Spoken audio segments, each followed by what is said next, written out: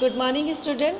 आज का जो हमारा टॉपिक है वो गोर्बाचेव और सोवियत संघ का विघटन है। सोवियत संघ, आपको ये मैंने पहले भी बताया था कि विश्व राजनीति में 1945 के बाद पूरा का पूरा विश्व दो गुटों में बट चुका था, और वो दो गुट जो थे वो सोवियत संघ था, और उसका दो गुट जो थे वो सोवियत संघ था और संयुक्त राज्य अमेरिका था। सोवियत संघ जो कि साम्यवादी व्यवस्था को प्रतिनिधित्व कर रहा था, और जो दूसरा यूएसएसए है वो पूंजीवादी लोकतांत्रिक व्यवस्था का प्रतिनिधित्व कर रहा था।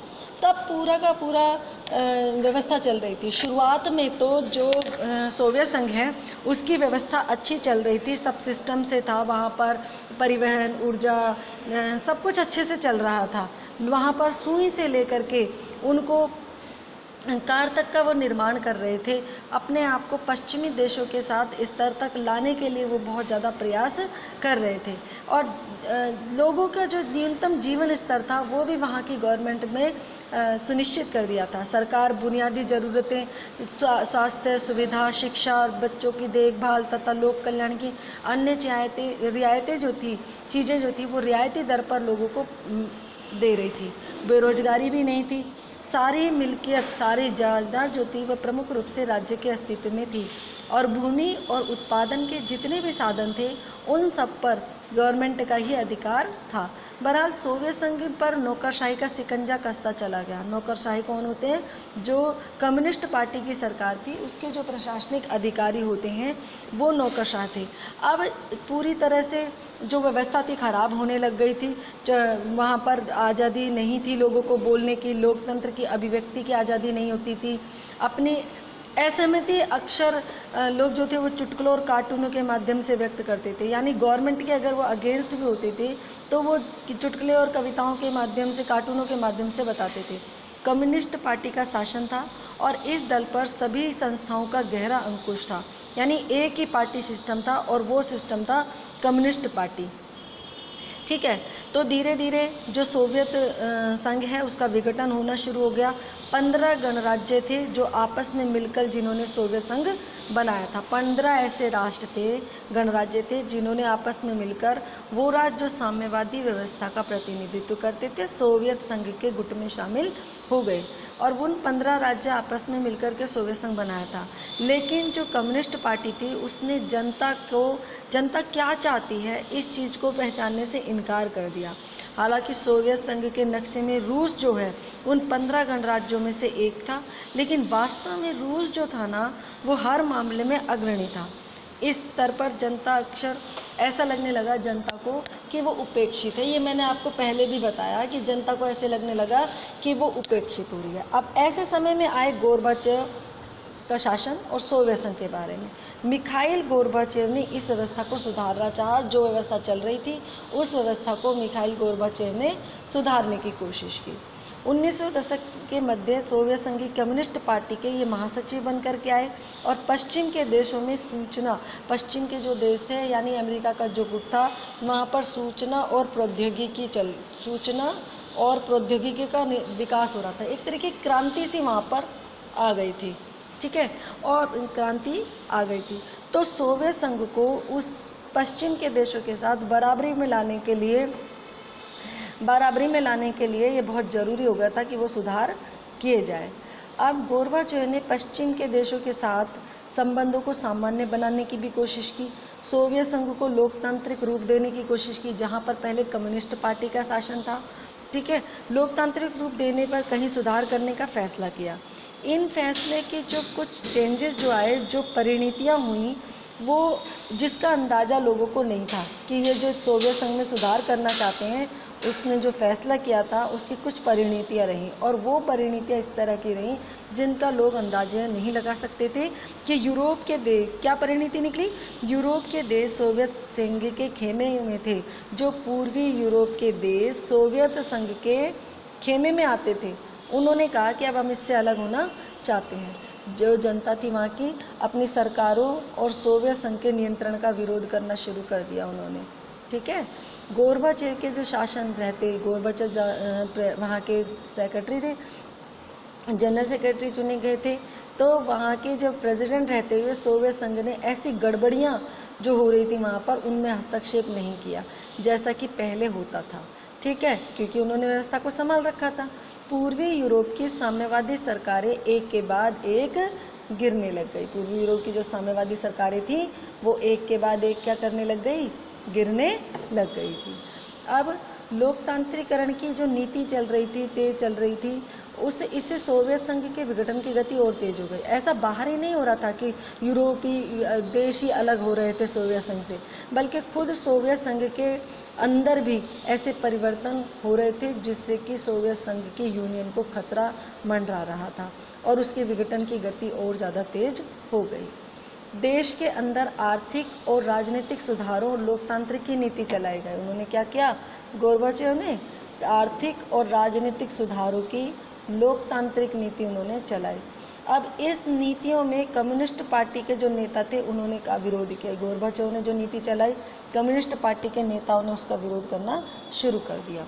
1991 में एक तख्ता पलट भी हुआ, जिसे कम्युनिस्ट पार्टी से जुड़े गर्मपंथी जो बिल्कुल नहीं चाहते थे कि सुधार हो, उनको बढ़ावा मिला था।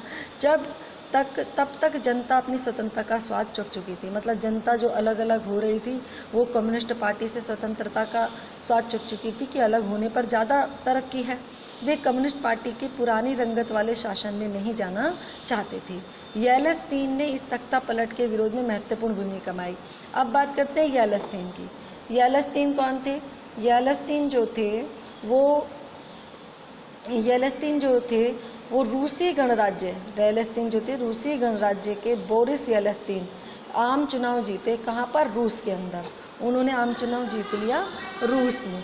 जब आम चुनाव उन्होंने जीता तो केंद्रीकरण की नीति को मानने से इनकार कर दिया। केंद्रीकरण की नीति का मतलब होता है कि सारी शक्ति एक ही जगह पर एकत्रित होना। तो उन्होंने कहा अब हम नहीं मानेंगे कि सोवियत संघ इनका जो कम्युनिस्ट पार्टी है वही सब कुछ रहे और उसी के नियंत्रण में रहे।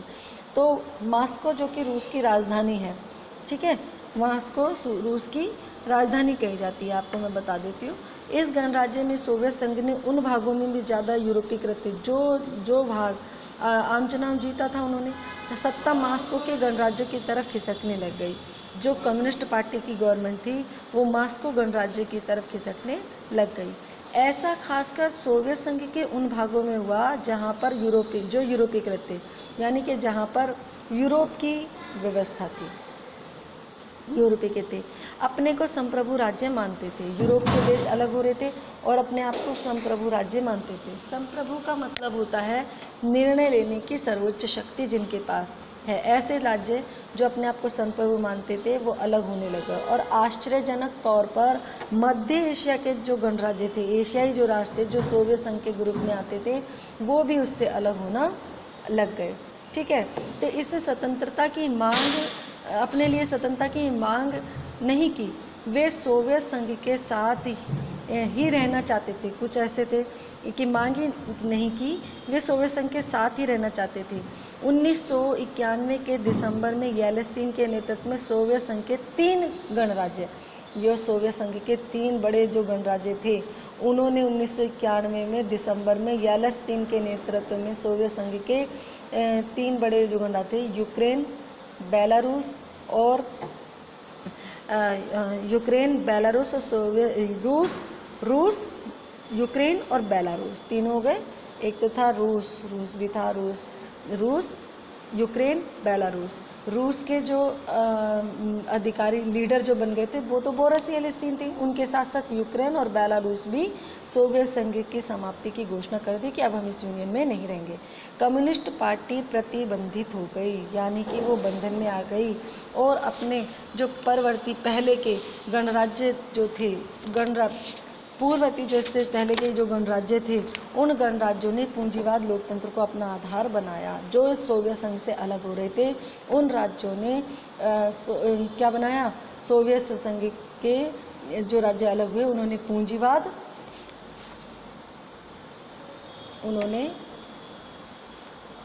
पूंजीवाद और इसको अपना क्या किया, उन्होंने पूंजीवाद को अपना आधार बनाया कि अब वो पूंजीवाद की तरफ अग्रसर होंगे। साम्यवादी सोवियत गणराज्य के विघटन की घोषणा और स्वतंत्र राज्यों के राष्ट्रकुल का गठन। स्वतंत्र राज्यों के राष्ट्रकुल का गठन। देखो, यूरोप के वो राष्ट्र जो सोवियत संघ से अलग हुए थे, यूरोप के वो राष्ट्र जो सोवियत संघ से अलग हो गए थे, उन देशों ने वो क्या कहलाए, कॉमनवेल्थ या राष्ट्रकूट कहलाए। उन्होंने मध्य एशिया के गणराज्यों के लिए बहुत आश्चर्यजनक करने वाला था कि ये गणराज्य अभी स्वतंत्र राज्यों के राष्ट्रकुल से बाहर थे। इस मुद्दे को तुरंत हल कर लिया गया कि जो जो राष्ट्रकुलों से अलग है वो इनके साथ अटैच हो सकते हैं।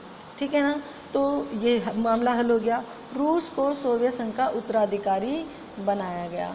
राष्ट्रकुल के संस्थापक देश जो थे उनके साथ साथ जो रूस था ना, उसको ये रूस को उत्तराधिकारी स्वीकार कर लिया गया सोवियत संघ का, क्योंकि सोवियत संघ विघटित हो गया और 15 गणराज्यों में सबसे अच्छा जो लीडर जो था इनका, जिसके प्रभुत्व जिसका था साम्यवादी व्यवस्था में, वो रूस था। सुधार किए। सुरक्षा परिषद में जो सीट सोवियत संघ की थी, जो सीट सोवियत संघ की थी, वो सीट किसको मिल गई, रूस को मिल गई। सोवियत संघ ने अंतर्राष्ट्रीय क्षेत्र में अंतर्राष्ट्रीय करार और संधियां की थी, वो सारी निभाने का जो जिम्मा है वो भी सोवियत रूस का हो गया था। सोवियत संघ के विघटन के बाद के समय में पूर्ववर्ती गणराज्य के बीच एकमात्र परमाणु शक्ति संपन्न दर्जा उनको मिल गया था, रूस को मिल गया था।